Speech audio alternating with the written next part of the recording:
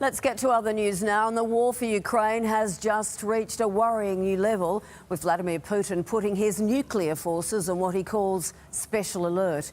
It comes as Russian troops suffer heavy losses and unexpected resistance as they try to take the capital, Kyiv. Tonight, more explosions are ringing out in that city as Ukraine's president warns the next 24 hours will be critical. And a strong warning, this is war, and some of the video in the story we're about to bring you is graphic and confronting.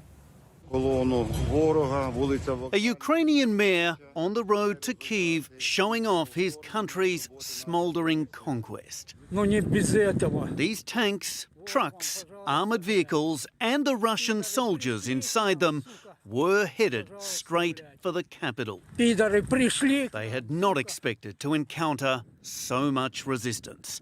Ukraine's defence ministry today shared video of its own precision strikes on Russian forces. They are winning some battles, but the war is still young. And this is what is headed their way, a 5-kilometre-long column of Russian muscle. In Kharkiv, Ukraine's second-largest city, Russian forces patrol on foot.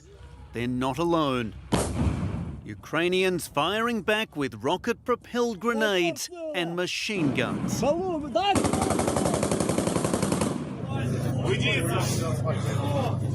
And here, more Ukrainian civilians standing their ground together on the roadway, stopping Russian tanks in their tracks. But Vladimir Putin has upped the stakes, placing his nuclear forces on special alert, blaming aggressive statements from the West.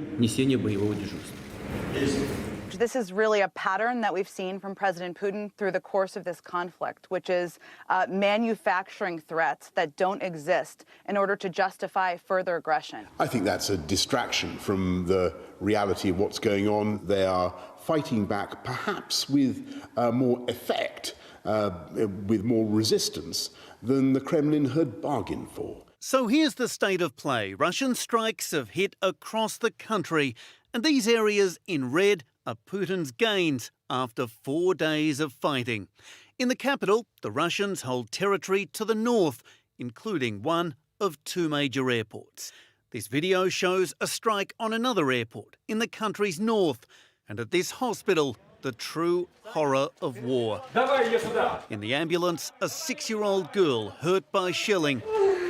Her mother watches as she's rushed inside. Show this to Putin, says the doctor. The eyes of this child and crying doctors. I hope he dies. The little girl can't be saved. So as casualties mount on both sides, the decision now, escalate or negotiate. Delegations from Ukraine and Russia will meet later today on the border with Belarus. We are going there to listen, and we are going there to say what we think of this war and Russia's actions. Ukraine's president warns the next 24 hours will be critical. Daniel Sutton for 10 News First.